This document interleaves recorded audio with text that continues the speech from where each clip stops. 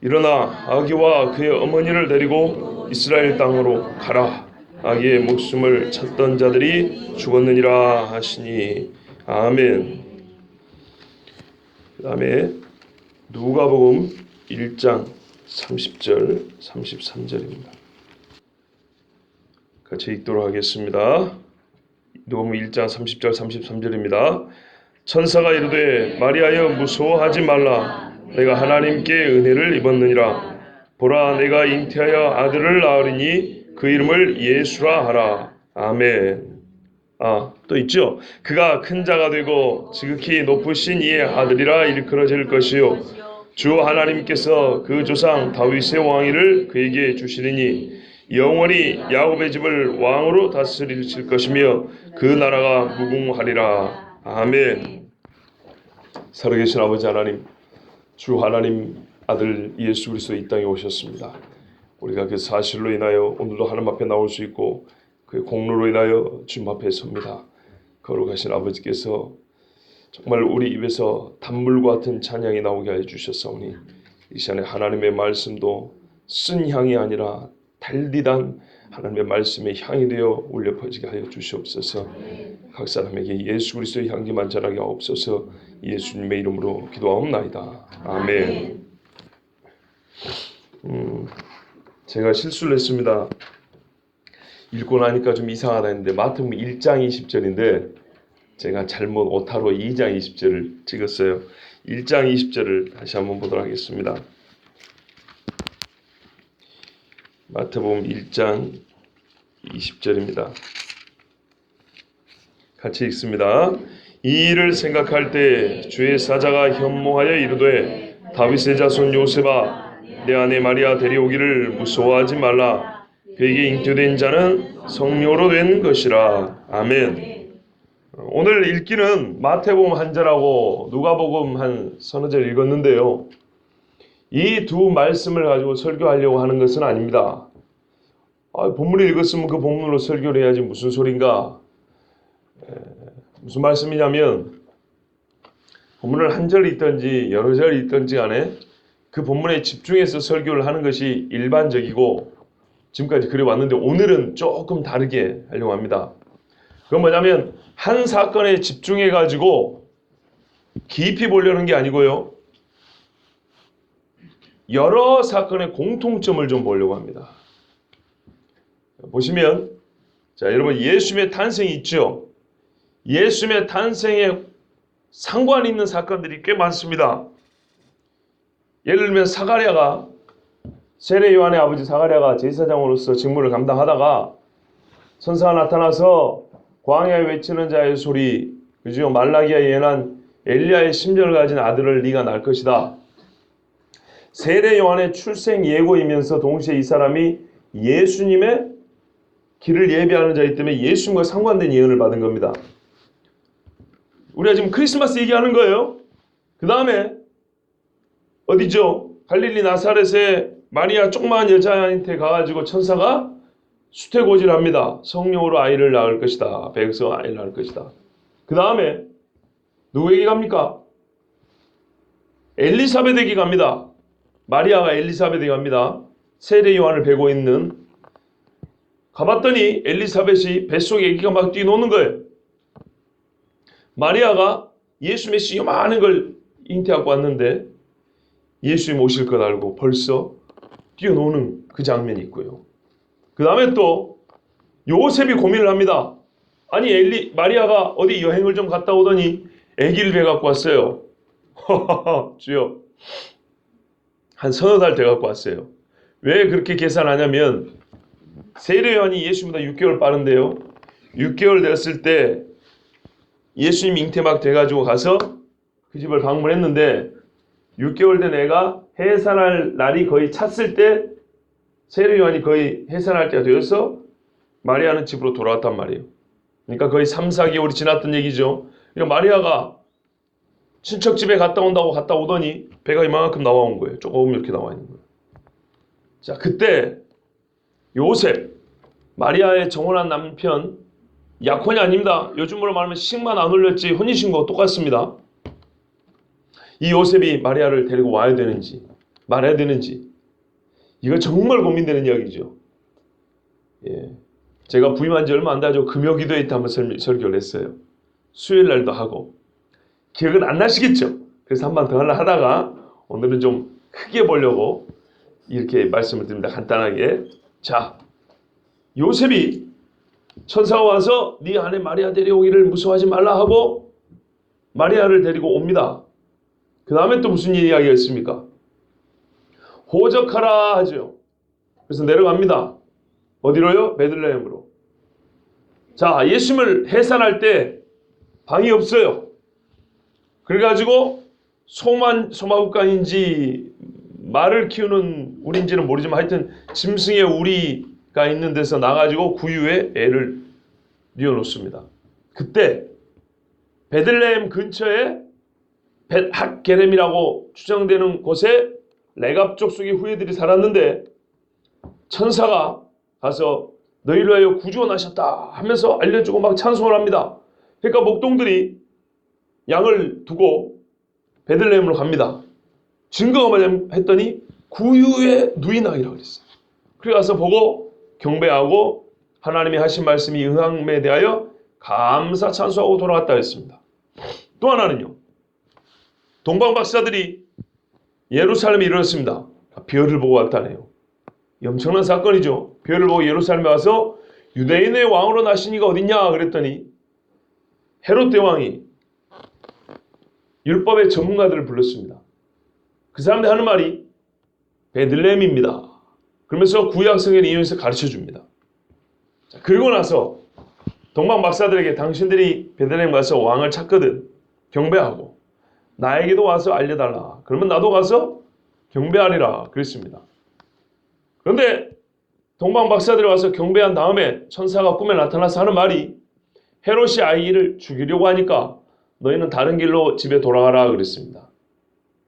그리고 예수님을 데리고 요셉과 마리아는 애굽으로 피신을 했습니다.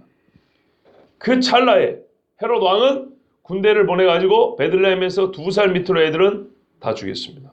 이것도 가만 생각해 보면요. 정말 끔찍한 사건입니다. 여러분 엄마니까 한번 생각을 해보세요. 내 품에 있는 애를 뺏어가지고 칼로 반으로 갈라버렸어요. 그 조그만 애는 그으면은 반이 돼버립니다. 그냥. 그 직전에 낳은 지 8일 만에 예수님의 부모가 예수님을 데리고 할례 받으러 어디로 갔습니까? 또 정결례를 따라 제물을 바치러 예루살렘 올라갔어요. 그때까지는 동방박사 안 왔다는 얘기죠. 예루살렘 올라가서 성전에 들어가니까 시므온이라 하는 할아버지하고 안나라는 할머니를 만났어요. 이 안나는 100세가 넘은 여자입니다. 과부된 지 84년이니까 결혼한 지 84년이라는 사람도 있는데 제가 보기에는 과부된 지 84년이 더 맞는 것 같아요. 그러면 심히 늙었다 그랬어요. 그런데 이스라엘의 위로를 기다리면서 내 눈이 주의 영광을 봤다 하면서 시몬은 찬송했고 안나는 주변에 있는 사람들에게 이 아이가 그리스도로 증거했다고 되어 있어요. 대충 이런 이야기가 예수님의 성탄과 관계된 여러 에피소드들 이야기들입니다. 그럼 이거 하나하나가 은혜가 돼요. 그리고 그 안에 저는 줄거리를 얘기했지만 찬송이 빠지지 않습니다. 세례 요한의 아버지 사가랴의 찬송, 천사들의 찬송, 마리아의 찬송, 시몬의 찬송. 적어도 그리고 가사는 기록되어 있지 않지만 목동들의 찬송, 4번의 찬송이 있습니다.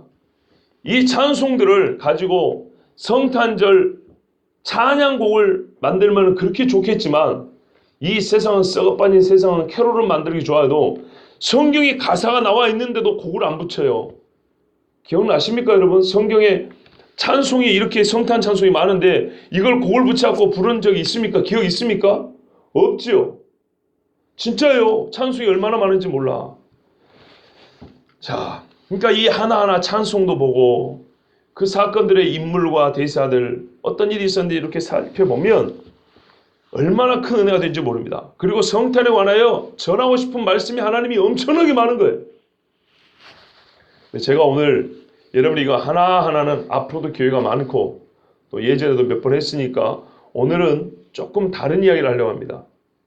자, 왜 제가 이렇게 사건들을 하나하나 읊었냐면 하나하나가 중요하다는 것뿐만 아니라 이 여러 사건들의 공통점이 있어요. 공통점. 그거를 읽어내야 된다는 뜻입니다. 꼭 그런 건 아닌데 전체적으로 볼 때 공통점이 있어요. 그게 뭘까요, 여러분? 천사가 나타났다는 겁니다. 천사. 여러분 구약 성경을 한번 보시면 천사가 한번 나타나면 무슨 일이 벌어집니까? 엄청난 일들이 벌어지죠. 땅이 갈라지거나, 그죠? 뭐 적군을 18만 5천을 하룻밤에 다 죽여버리거나, 애굽의 장자들 첫 새끼들은 싹 죽여버리거나, 다윗이 범죄했을 때 7일간 온역으로 나라를 치니까 7만 명씩 죽어버리거나, 무섭습니다. 소돔과 고모라에 불을 내린 것도 천사가 신호를 보내니까 불이 내립니다. 롯의 가족을 구원한 것도 천사들입니다. 하나님의 물론 신분을 받았죠. 천사들은 사람의 모양으로 나타나지만 엄청난 권능을 가진 영적 존재라고 예전에 이미 말씀드렸습니다. 한 사람의 천사, 사람이 아니죠. 그것도 표현을 뭐라 하죠? 한 명이라 할게요. 한 명의 천사만 나타나도 기가 막힌 일이 벌어집니다. 엘리사를 포위하고 있었던 아람 군대를 포위한 게 천사들입니다. 한순간에 다 눈이 멀게 만들어버립니다. 천사는 무섭습니다. 우리가 이 TV에서 나오는 날개 달린 요정 같은 천사들을 봐가지고 여기 뭐야 이렇게 동그랑띠 하나 달고 다니는 이런 이상한 천사를 봐서 그런데 실제 성경에 나온 천사는 날개도 없고요. 번쩍이는 눈이 있고 크기는 엄청나게 크며 그 힘이 무섭고 불꽃 같아서 사람이 감히 바라보지도 못한다 그랬습니다. 무섭게 생겼습니다. 자, 이 천사들이 딱 한 명만 나타나도 무지막지한 일들이 벌어집니다. 그리고 다니엘에게 왔었던 천사들 봐보세요. 그 소식이 기가 막힌 이야기들입니다. 그런데 우리가 보통 왜 제가 이 말씀을 드리냐면 그 뭐 대단하다고. 대단합니다. 왜냐? 고요한 밤밤 거룩한 밤밤 이렇게 노래를 부르니까 예수 모신 날이 그냥 고요하기 그지없는 그런 분위기로만 생각을 해요. 그렇지 않습니다. 예수 모실 때 세상은요 흔들렸어요. 헤롯 대왕이 얼마나 깜짝 놀랐는가 봐보세요. 예루살렘이 듣고 소동하였더라. 온 도시가 난리가 났다는 얘기입니다. 트러블 메이커지 예수님이 피스메이커로 온 거 아닙니다. 예수님도 하신 말씀, 내가 너에게 평화를 주러 온 줄 아니냐, 내가 불을 던지라고 검을 주러 왔다 그랬어요. 실제로 예수님이 태어나는 순간 그 갓난 아이만 와도 세상이 얼마나 놀랐던지 무죄한 어린아이들을 칼로 쳐 죽여버렸어요. 어머니 품에서 뺏어나와. 가장 힘있고 가장 악한 자가 가장 깨끗하고 가장 힘없는 아이를 불의하게, 그것도 불의하게 쳐 죽여버린 사건이 성탄절에 있었다 그랬습니다. 그럼 왜 그러죠? 아무리 어린 아기라 할지라도 지금 예수님이 말 한마디 한 적이 없어요. 그렇다 할지라도 세상은 그리스도를 감당할 수가 없어요. 그리스도를 원하지 않아요. 예수님이 이 땅에 올 때 고요한다는 것은 기상으로 볼 때는 고요했을지 모르지만 기상 상태는 바람도 안 불고 고요했을지 모릅니다. 그러나 예수님이 이 땅에 온다는 사건은 천지를 흔들기 위해 좋겠어요. 천사들이 여기저기 나타나는 거 봐보세요. 그 엄청난 힘을 가진 천사들이 여기저기 나타나지고 그것도 어디에요? 꿈에! 세상에. 어떤 이는 생시에, 어떤 이는 꿈에 나타나요. 꿈에 나타나고 한다는 소리가 뭐예요? 사람이 깜짝 놀래 자빠질 이야기하고 있는 거예요. 네 아내 마리아 데려오기를 무서워하지 말라. 천사들이 무서운 줄 안가 봐요. 그래서 꼭 나타나는 산소리가 4번이나 반복해서 무서워하지 말라, 무서워하지 말라, 두려워하지 말라 그랬어요. 천사 나타나는 그리 무서운 이야기입니다. 무서운 인간이 아니까 참 헷갈려요. 무서운 존재인 천사가 나타나서 무서운 얘기만 하는 거예요. 여러분 처녀가 아기를 뱉다 소리가 얼마나 무섭습니까? 지금도 무서운데요. 많이 먹어야 14살 먹은 애예요. 어떻게 해야 애가 생기는지는 알아요. 그러니까 나는 남자를 알지 못하니이다 말한 거예요.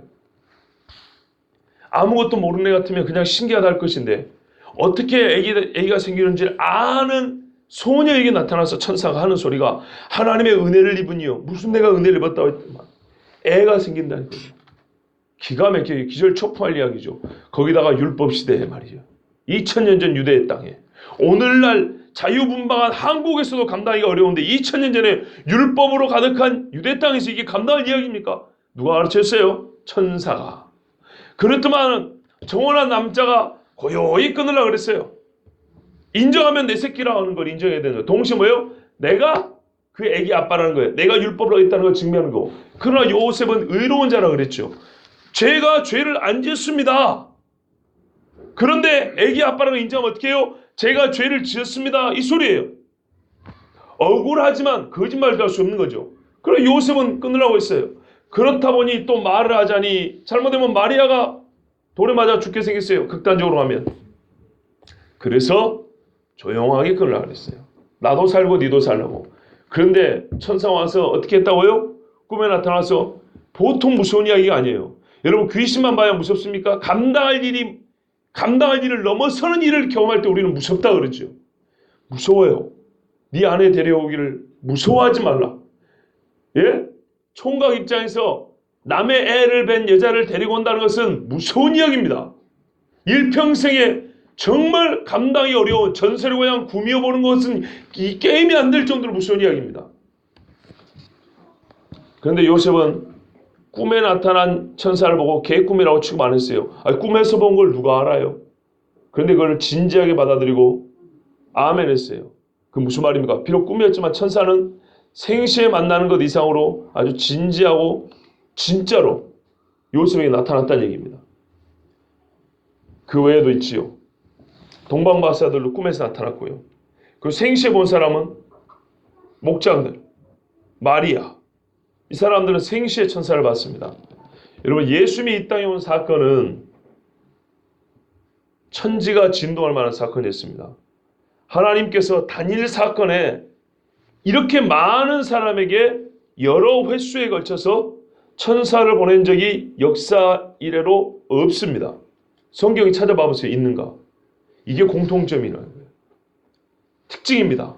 예수님이 이 땅에 오신 이래 이 일련의 사건의 특징이 뭐냐면 우리가 생각하는 고요한 밤이 아니고 그런 기상 조건이 그랬을지 모르지만 사람들의 마음에는요 고요함이 아니라 근심과 격동이 일어나는 사건이었다 이 말이에요. 죄 짓고도 지 마음대로 그리스도가 오기를 바랬지만 실제로 그리스도를 만난다는 사건은 사람들에게서는 충격적인 사건이었어요.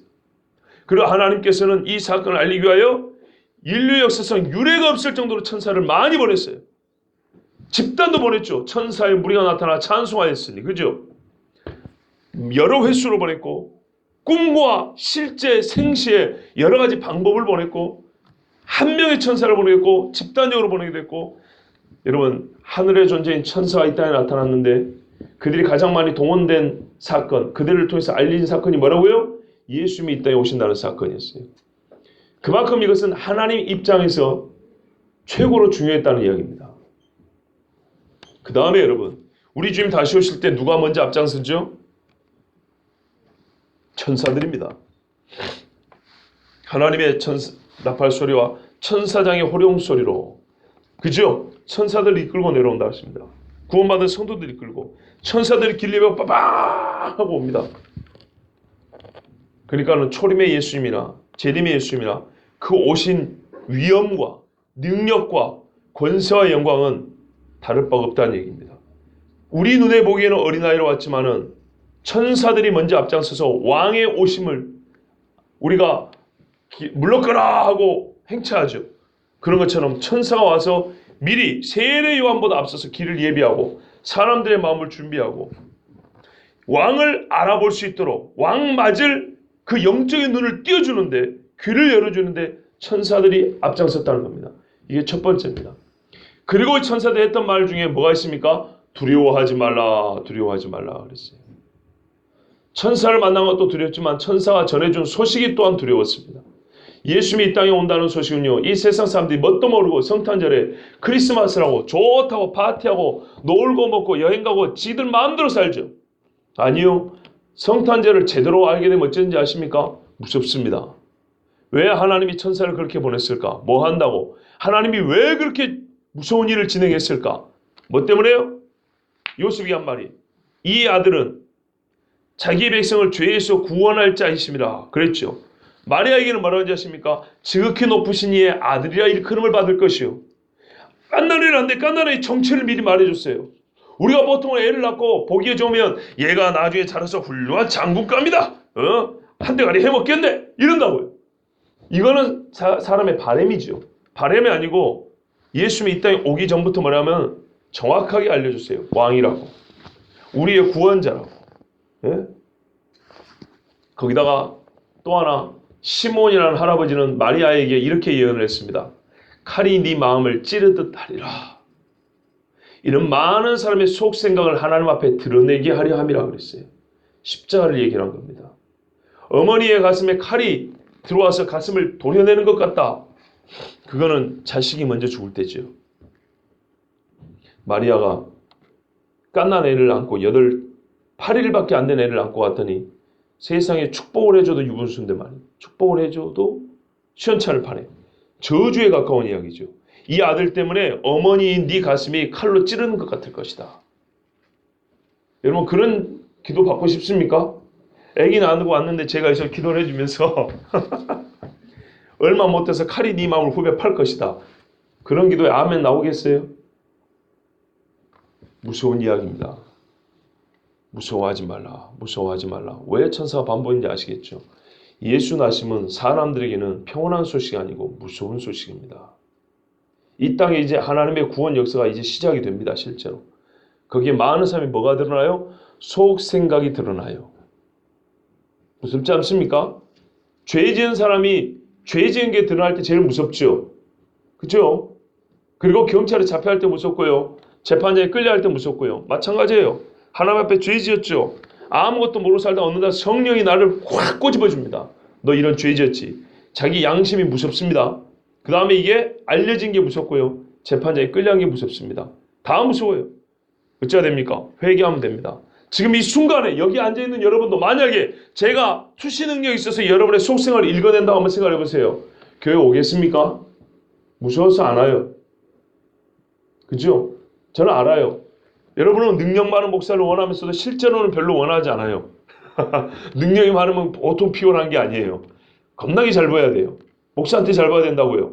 그죠? 그 능력을 그냥 옛날에 인천에 그냥 주한모 교회 목사님 그러더만 확 그냥 내가 저주 한번 해버리면 저거 그냥 성도한테 그런 소리 하더라고요. 지금 은퇴하셨는데 본인이 능력이 겁나게 많으니까 그런 소리 하는 거예요. 제가 90년대 후반에 저기 오산리 기도원 있죠? 거기 갔는데 그 목사님이 강사로 왔어요. 그러더라고요. 앞에 환자가 얼마나 갈급해요. 그죠? 죽을 병을 앓고 있는 사람이 와서 목사님 기도 한번 해달라고 하는 건데 설교 시간에 그 소리 했다고 세상에 좀 기다리세요. 이러면 될 거를. 지금 말씀 전하시는 김에 설교 끝나고 해줄게요. 그러면 될 거를. 확 저거 그냥 내가 저주 한번 하면 지금 이게 어울리는 이야기입니까? 왜 그랬을까요? 자기가 겁나게 능력이 많다고 생각하니까 그런 소리도 나오는 거죠. 이게 사람입니다. 사람. 사람은 높일 거 하나도 없고요. 떠받들 거 하나도 없어요. 훗날 제가 하늘에서 불이 내리는 능력을 받더라도 절대로 높일 필요가 없어요. 그냥 그런갑다 하시면 돼요. 아무것도 아니에요.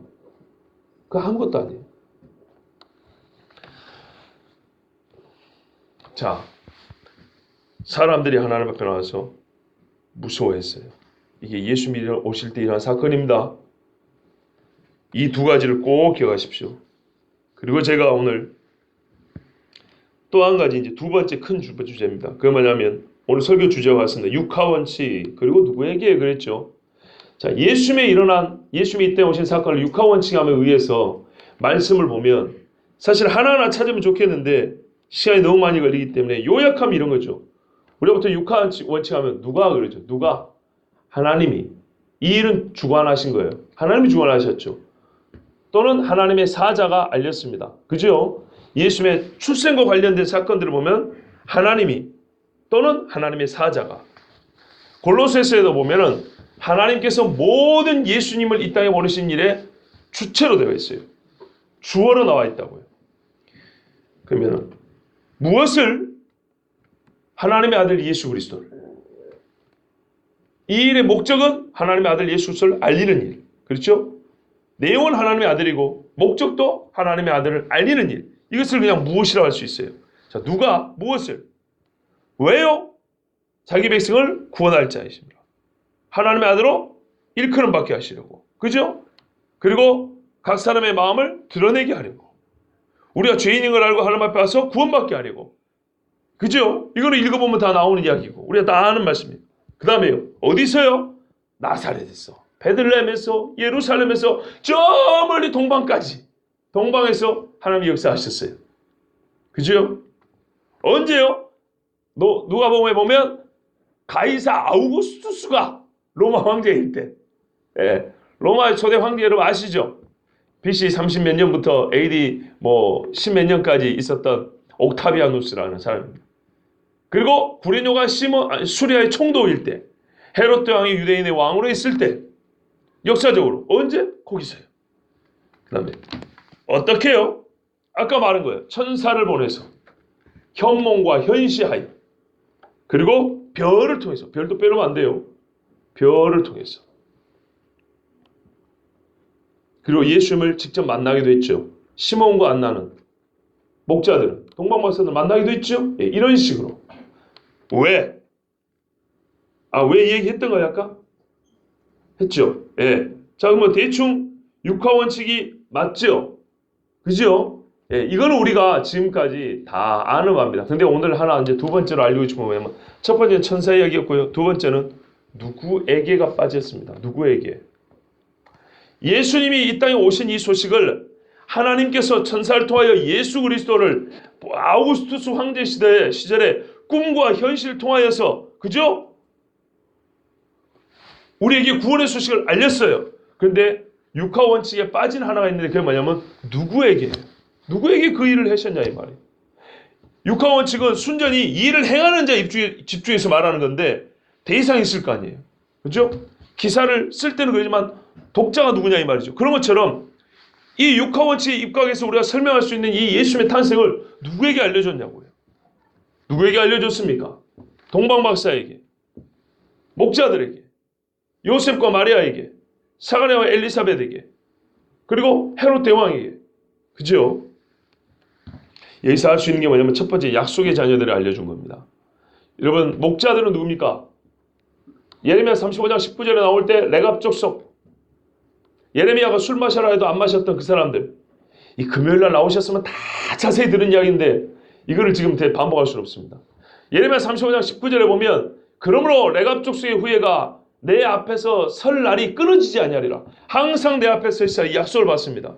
그리고 느헤미야 총독 때 예루살렘 성문과 성벽을 다시 재건할 때 레갑 족속의 후예들이 분문을 맞습니다. 분문은 똥문입니다. 똥 풀어 다니는 문입니다. 우리가 저기 서대문 옆에 하면 똥 푸는 문이 있다고 말씀드렸죠. 제가 2번 이야기했어요.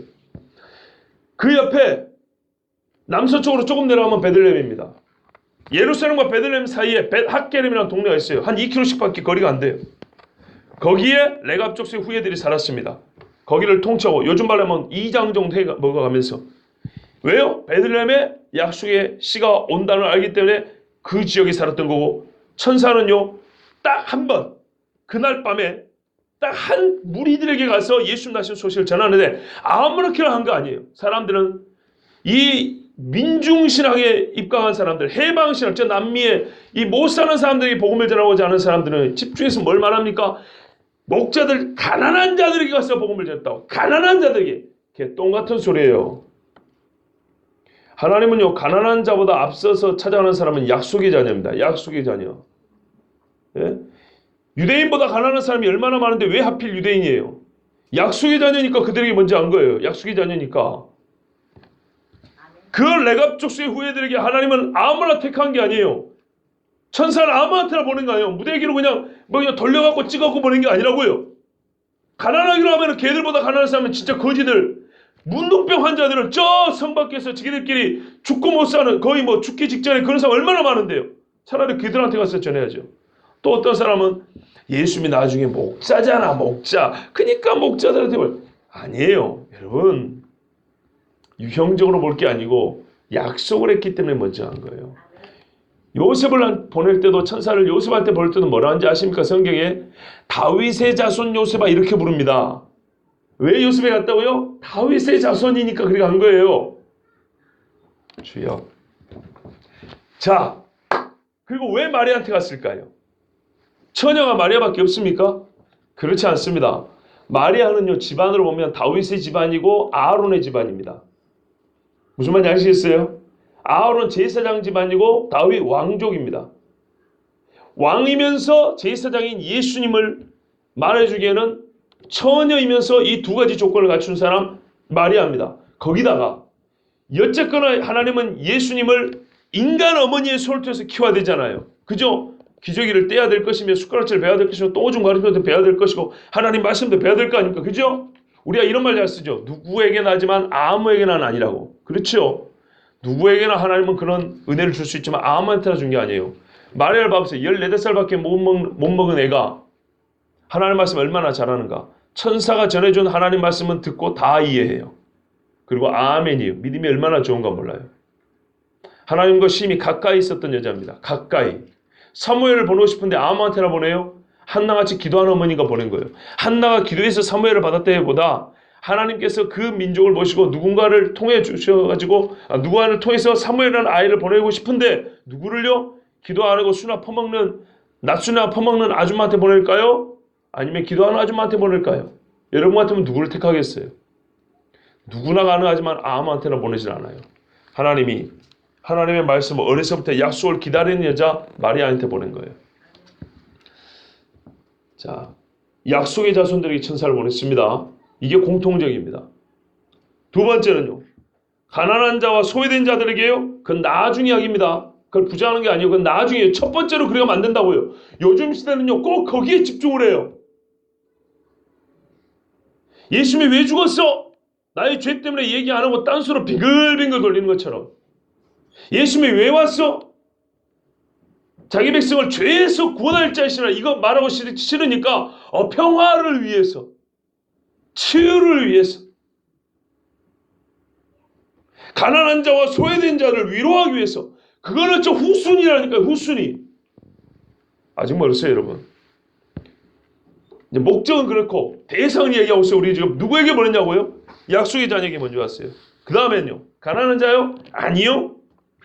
가난한 자 좀 있다가요. 기다리던 자에게. 여러분 동방 박사들은 약속의 자녀입니까? 아니죠. 근데 그 사람들은요. 기다렸어요. 별이 나타날 기다리는 사람이라고요. 동방이 어디냐면 주로 아라비아 사람들을 동방이라고 합니다. 성경에서. 그런데 좀 범위를 넓히면 페르시아까지 가는데 지금 거의 이란 지역까지 가능합니다. 그 사람들이 어떻게 별을 알았을까요? 민수기에 보면 별 이야기가 나옵니다. 발람 선지자가 예언한 이야기가 나온단 말이에요. 이스라엘 사람들이 포로로 잡혀갔을 때 성경을 읽고 회당에서 연구를 한단 말이죠. 이방인들이 그 말씀을 듣고 알았다 이 말이죠. 그러니까 별을 볼 줄 아는 거예요. 천문지식으로만 아는 게 아니에요. 그냥 별이 신기하다고 연구만 할지 별을 연구하지 그 별이 곧 메시아의 별인 것은 성경을 알아야 가능한 거예요. 그들이 자기들이 포로로 잡혔던 유대인들의 성경을 읽고 그 말을 듣고 별을 기다렸다는 겁니다. 기다린 자에게 하나님이 별을 보여주는 것이지. 그죠? 기다리지 않고 원하지 않는 자에게 그렇게 보여준 거 아니에요. 지금도 교회 십자가가 밤만 되면 얼마나 반짝거립니까? 그런데 누가 이 십자가 밑으로 나옵니까? 세 번째는요. 가난한 자와 소외된 자들에게 아직 아닙니다. 아직 아닙니다. 지혜 있는 자와 힘 있는 자에게. 보십시오. 동방 박사들은 지혜자를 와이즈맨이라고 합니다. 또 마구스들이라고 합니다. 마술사라고 합니다. 천문학자와 점성가들인데 그들의 직업을 정확하게 말하기는 어렵지만 옛날의 박사들은 진짜 박학다식입니다. 그래서 박사라고 합니다. 아는 게 엄청 많아요. 다방면을 연구한 사람들이에요. 그리고 옛날에 그 지혜로운 사람들은 박사들 한 사람은 별은 당연히 연구해서 웬만한 지식을 알고 있어야 돼요. 그 정도의 사람들이에요. 하나님은 지혜로운 자들도 왕 앞에 무릎 꿇게 하셨어요. 그리고 악한 자 헤롯에게도 기회를 줬습니다. 그죠? 유대인의 왕이 났다고 헤롯에게도 가르쳐줬어요. 자, 헤롯은 이두메 사람 에돔 족속입니다. 그런데 이 사람이 유대인의 왕으로 나신 이가 어디뇨? 하고 동방박사들이 물었을 때 헤롯이 율법의 전문가들을 불러서 물어봅니다. 그때 뭐라고 물어본지 아십니까? 유대인의 왕이 어디서 나겠느냐? 이렇게 물어본 게 아닙니다. 동방박사들이 와서 우리는 왕의 별을 보고 왕을 경배하러 왔습니다. 유대인의 왕으로 나신 이가 어디 있습니까? 이렇게 물어봤더니 헤롯은 그 말을 듣고 자기가 잘 모르니까 율법의 전문가를 불러가지고 야, 박사들이 와서 말이지 유대인의 왕이 어디서 나냐고 물어보는데 너희가 보기에는 유대인의 왕이 어디서 올 거 아니야? 이렇게 물어봐야 되죠. 근데 그렇게 하지 않고 메시아가 어디서 나겠느냐? 이렇게 물어봤어요. 헤롯이 예수 그리스도의 정체에 대해서 안다는 얘기입니까? 모른다는 얘기입니까? 알아요. 정치적인 호칭이 유대인의 왕이고요. 우리가 말하는 신앙적인 호칭이 메시아입니다. 같은 예수님을 일컫는 호칭이지만은 의미가 좀 다릅니다. 그죠? 예수님은 왕이시면서 메시아죠. 근데 헤롯은 메시아를 물어봤어요. 그러면 헤롯이 죽인 건 뭐예요? 정치적인 의미에서 나를 몰아내고 어떤 애새끼가 왕이 된다는 얘기야. 이걸 넘어서서 뭐예요? 나의 구원자를 죽인다는 것을 알아요, 몰라요? 알아요. 메시아를 죽이는 거예요. 이게 인간입니다. 그런데도 불구하고 가룟 유다가 예수님 앞에서 3년 반 가까이 말씀을 듣고 배우고 귀신을 쫓아내고 안진뱅을 일으키는 능력까지 받은 것처럼 악한 자 헤롯 왕에게도 그리스도 나심의 소식이 증거되었습니다. 그 다음에 네 번째, 가난하고 소외된 자들에게 아직 아닙니다. 의롭고 경건한 자들에게. 요셉은 의로운 자라. 사가랴는 제사장이요. 사가랴의 부인 엘리사벳은 아론 지파의 사람이요. 요셉과 마리아도 봐보세요. 정결한 처녀예요. 하나님의 말씀을 가까이 한 왕족과 제사장 족속의 딸입니다. 의롭고 경건한 자들에게 하나님은 구주 예수 나심을 알려줬어요. 아무한테나 그냥 곡식 이렇게 길바닥에 흩뿌리듯이 그렇게 복음을 전해준 게 아닙니다. 하나님은 예수 나심의 소식을 우리에게 아무렇게나 전해주지 않았습니다. 여러분, 솔직히 전도하는 거 생각해보세요. 길바닥에서 전단지 날려주면서 교회 와보세요. 좋은 일이 있어요. 어떤 전단지는 여러 가지 요즘에는 웰빙이 있다고 교회에. 건강식이 있다고. 왜 그렇게 말을 해야 되죠? 복음이라고 말하면 안 됩니까? 예수 믿으세요 말하면 안 됩니까? 전단지에 그렇게 돼 있어요. 교회가 준비한 당신의 건강식을 드셔보세요. 건강식품 그 홍보 전단지처럼 그렇게 만들어놨어요. 왜요? 복음을 직접 전하기가 영 까다롭거든요. 마음이 불편하거든요.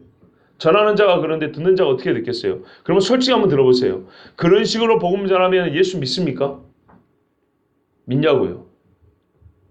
그럼 흩뿌리듯이 삐끼들이 명함 이렇게 날리듯이 말이죠. 복음 그렇게 날려버리면 듣냐고요. 절대 안 듣습니다. 한마디라도 거부를 하든 받아들이든 간에 한마디라도 마주보고 정확한 언어로 얘기를 해야 됩니다. 예수 그리스도 구주십니다. 당신의 죄의 값을 치르고 이 땅에 오셨습니다. 회개하고 예수 믿으십시오. 이래야지 이게 승부가 나든지 말든지 하지 흩뿌려버리면 그 사람도 버려버립니다. 여러분 한번 생각해보세요. 나에게 전단지 주고 할 때 얼마나 그걸 주머니에 넣고 갑니까? 다 버리죠. 똑같습니다. 하나님 복음 그렇게 전하지 않았습니다. 예수 이 땅에 처음 오실 때 예수 나신 소식 그렇게 흩뿌리듯이 전하지 않았습니다. 찾아갈 만한 자에게 천사를 벌써 세상에 천지를 진동시키는 능력 있는 천사를 꼭 정해서 보내가지고 듣게 하셨습니다. 그 다음에 다섯 번째입니다. 가난하고 고통 중에 있던 자들에게도 보내셨습니다. 세상에 힘 있는 자와 높은 자뿐만 아니라 약한 자 모든 사람에게 보냈다 이 말입니다. 그렇죠? 예, 앞에 것이 인정이 된 다음에 그 다음에 모든 자에게 보냈다고 우리가 봐야죠. 근데 요즘에는 너무 쉬운 것부터 보려고 그래요. 가난한 자에게, 소외된 자들에게, 낮은 자에게, 그 다음에 보면 어쩐 자입니까? 높은 자에게, 힘 있는 자에게, 악한 자에게, 지혜로운 자에게, 의로운 자에게는 생각도 안 해요. 솔직히 그렇지 않습니까? 제 말이 거짓말을 봐보세요.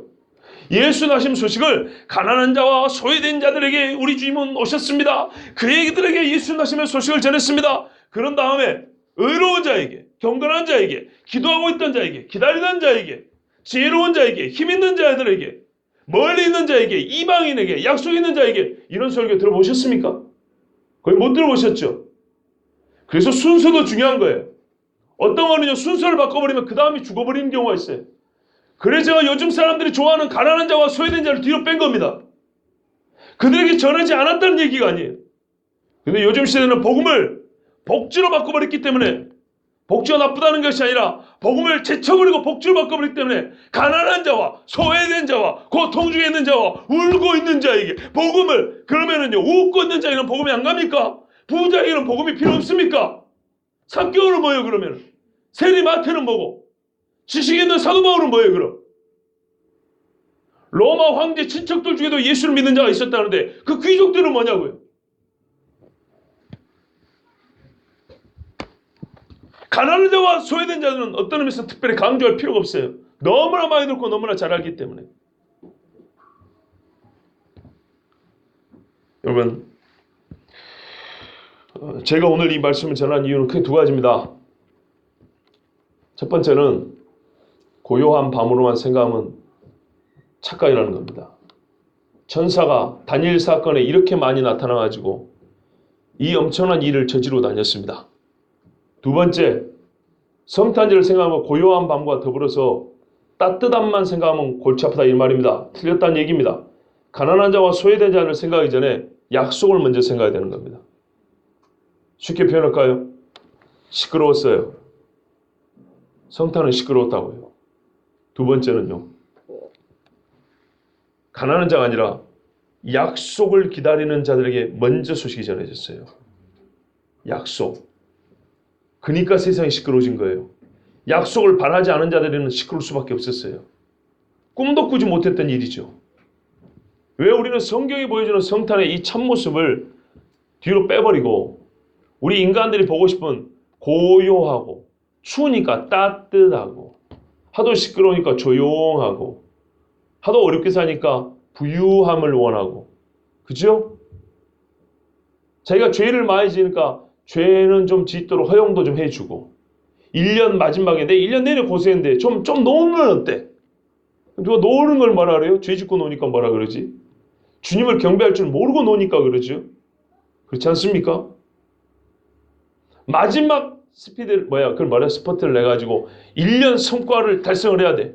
목자들이요, 마지막 그 양을 채워야 되는데도 불구하고 표현하자면 양들 그냥 놓고 왔어요. 주님 앞에 예배한다고. 우리가 생각하는 거는 내가 원하는 것, 내가 바라는 것들은 그대로 두고 주님이 여기서 오셨고 여기에 뭘 더해주길 바라는 그런 성탄절이에요. 항상 태어날 때부터 그렇기 때문에 예수님의 일생의 사역이 복음서에 기록인데 이걸 해석할 때마다 전부 다 뭐예요? 나는 여기 그대로 있고 주님은 나에게 플러스 알파 작용만 해주길 바래요. 신성한 능력, 영적 에너지를 가지고 나를 막 도와주고 밀어주기만 바래요. 근데 성령이 말하는 건 뭐냐면요, 네 그거 버리고 이리 와라는 거예요. 와라. 그렇지 않습니까? 근데 예수님이 이 땅에 올 때부터 그랬어요. 마리아야, 처녀의 자리가 안정스럽고 좋겠지만 너는 지금부터 애기 엄마가 되라는 거, 이리 와라 이랬어요. 요셉아, 니는 지금 네가 의로운 총각으로서 남의 애를 뵌 여자를 데리고 오기 싫겠지만 아니다, 이리 와라. 그 아이의 아비가 되라 그랬어요. 이 여자의 남편이 되라 그랬어요. 동방바서 저 멀리서 자기 지위에서 호강하고 있는 사람들, 그 먼 거리를 별을 보고 하니까 밤마다 여행을 하는 거예요. 낮에는 자고 밤에 여행을 하는 거예요. 밤에 추워 죽겠는데, 낮에는 더워서 잠도 안 오는데, 그 먼 거리를 거기쯤 하고 이리 와라 그랬어요. 그죠? 예? 목자들도 양을 버리고 이리 왔어요. 예수 앞에 오라는 것입니다. 그런데 요즘 사람들은 어떻게 해요? 나는 여기를 그대로 지키고 싶어요. 여기서 나아지고 싶어요. 예수님이 어떻게 해요? 이 땅에 오셨어요. 뭐 해주러? 나를 좀 더 낫게 해주려고. 내가 근본적으로 변화해야 되는 거예요. 죄에서 회개하고 돌이켰는데 생각하고 내 형편을 조금 더 낫게 해주는 예수님만 그리는 거예요. 그것이 우리 머릿속에 가득하기 때문에 성탄절도 어떻게? 가난하고 소외된 자들에게 찾아오신 예수님, 이렇게만 설교한다 이 말입니다. 그런 예수님만 받아들이려고 하고요. 저기 청량리 굴다리 밑에 가면은 올해 28번째 길거리 성탄 예배를 드린다고 우리 최모 목사님이 또 프린카드를 붙여놨어요. 훌륭하죠. 88년도부터 거기 노숙자들하고 밥해 먹으면서 길거리에서 예배 드렸어요. 나는 그것이 틀렸다고 말하는 게 아닙니다. 예배 드리는데 뭐가 틀려요? 그런데 참 놀라운 게 있습니다. 그 목사님이 불과 몇 년 전까지 예수님의 부활을 안 믿었습니다. 기사에도 나왔어요. 그래서 거기에 권사님들이 어느 주일인가 나는 이제 예수님의 부활을 믿습니다 할 때 권사님들이 울었다고 기독교 어디 잡지에 기사가 나왔어요. 그렇다면 여러분 그 예배가 무슨 의미가 있겠습니까? 길거리 노숙자와 예배드립니다. 그 노숙자들이 예수님이 축하하러 왔을까요? 아니면 밥 얻어 먹으러 왔을까요? 그러다 예배드리면 또 예수님 믿게도 되겠죠. 저는 그걸 부정한 거 아닙니다. 그런데 추정컨대 그 사람들을 모아놓고 어떤 메시지를 전할까요? 제가 아는 그 최 목사님의 성향으로 볼 때는 미안하지만 가난하고 소외된 자를 돌보시는 예수님 외에는 설교할 게 별로 없다고 생각합니다. 요즘에 그분은 자기를 북극성이라 가지고 교주 역할을, 교주로 자기를 칭하고 있기 때문입니다. 교주에 가깝게. 인터넷 쳐보세요. 거짓말인가. 그분의 별명이 북극성입니다. 영화배우 걔 누구야? 유승범이가 거기 영성 수련회 가가지고 은혜 받았다고 간증한 수기도 써져 나와 있어요. 참 자아 발견하기. 그 사모님이 카톨릭 수녀였지 않습니까? 그 목사님이 옛날부터 카톨릭 영성을 많이 받아들였어요. 그래서 수동을 만들어가지고 카톨릭식 영성 수련이라고 있습니다. 그럼 카톨릭식 영성 수련이랑 카톨릭이 잘하는 게 그거거든요. 복지거든요. 복음이 아니고 복지입니다. 그래서 제가 반기를 드는 겁니다. 나는 반대요. 예수님이 소외되고 가난한 자들에게 오지 않았다는 얘기가 아니지만 그것만 말하면 나머지 더 중요한 것들이 싹 잊혀지고 우리 눈앞에서 사라져버립니다. 나는 그것에는 반대요. 그 전에 봐야 될 게 얼마나 많습니까? 하나님의 약속부터 시작해서. 그런데 가난하고 소외된 자 하면은 자기 처지만 돌아보게 됩니다. 예? 한 많은 인생이 하고 눈물이 한번 찔끔 흘리고 많은 성탄절이 되어버립니다. 예수 그리스도, 나의 구주 예수 그리스도는 볼 눈이 없습니다. 여러분 성탄절 그렇게 보내지 마세요. 왜 저기다 그림을 붙여놓은지 아십니까? 반짝이 달아놓고요. 장식 많이 넣으면 보기 좋아요. 누구 보기? 나 보기 좋아요. 근데 저렇게 붙여놓으니까 여러분 보기 좋습니까? 안 좋습니까? 좋으면서도 어려워요. 글씨가 조그맣고 가까이 가서 읽어봐야 되거든요. 그림이 멀어서 안 보여요. 가까이 가서 봐야지. 여러분 보기 좋으라는 게 아니에요. 성탄을 좀 성탄답게 의미를 좀 알자고 한 것이죠. 그죠? 남의 결혼식장 가가지고 통곡하면 될까요? 결혼식장은 축하하러 한 것이지 우울러 간 장례식장이 아니잖아요. 그죠? 알고 가야죠. 사람들 좋으라고 하나님이 교회 잔칫날 하나 정해준 거 아니에요? 우리를 위하여 누가 오셨는지, 왜 오셨는지 감사하게도 그 누구에게 요셉과 마리아가 그 복음을 전한 받은 사람들 아닙니까? 동방마살처럼 나 같은 죄인이 그 복음이 전해지는 대상이 되었어요. 얼마나 감사합니까? 예?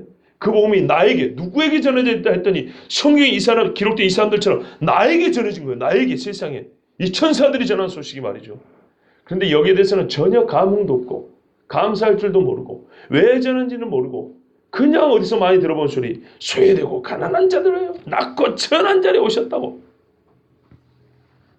틀린 건 아니지만 그것만 바라보는 복음이 5분의 1, 10분의 1짜리 복음이 되어버렸어요. 너무나 잘못됐습니다. 첫 번째 복음은 약속입니다. 그래서 약속의 자녀들에게 왔습니다. 두 번째 복음은 죄인들에게 왔습니다. 그래서 천사들이 알려준 소식을 듣고 죄인들이 인간에 속해 있던 평온의 자리에서 주님 앞으로 나오자니 보통 어려운 일들이 아니라 두려워하지 말라 무서워하지 말라 그랬습니다. 여러분 우리가 성경대로 성탄절을 보낸다는 것은 첫 번째로 성경대로 지각을 해야 되는 겁니다. 알아야 되는 겁니다. 그리고 성경대로 믿고 받아들여야 합니다. 그리고 성경대로 표현하는 것입니다. 성경대로 표현하기 위해서 여러분 준비하고 계시죠? 예. 동방 박사들은 자기들이 표현할 수 있는 게 뭡니까? 예물이었어요. 목동들은 가서 찬송하고 절하는 것이었어요. 가난한 자는 가난한 자로, 부한 자는 부한 자로, 재능이 있는 자는 재능이 있는 자로, 재능이 없는 자는 없는 대로 자기가 할 수 있는 걸 가지고 왕 앞에 경배하는 거예요. 이것이 우리가 아는 대로 믿는 대로 행하는 성탄 절기입니다. 예. 여러분 가난한 자와 의로운 자를, 가난한 자와 고통 중에 있는 자들 위해서 예수 모셨습니다. 그런데 이것을 먼저 생각하지 마시고 약속된 자와 죄인들을 위하여 천사를 통해서 두려워 떨 수밖에 없는 인간들에게 두려워 떨 수밖에 없는 복음을 전해주셨습니다. 성경대로 예수 그리스도 나심을 기억하고 감사하고 좀 감흥이 있어서 얼마 후에 있을 우리 주님 나심에 감사 축하하는 시간도 가질 수 있는 복된 교회가 되길 바랍니다. 기도하겠습니다.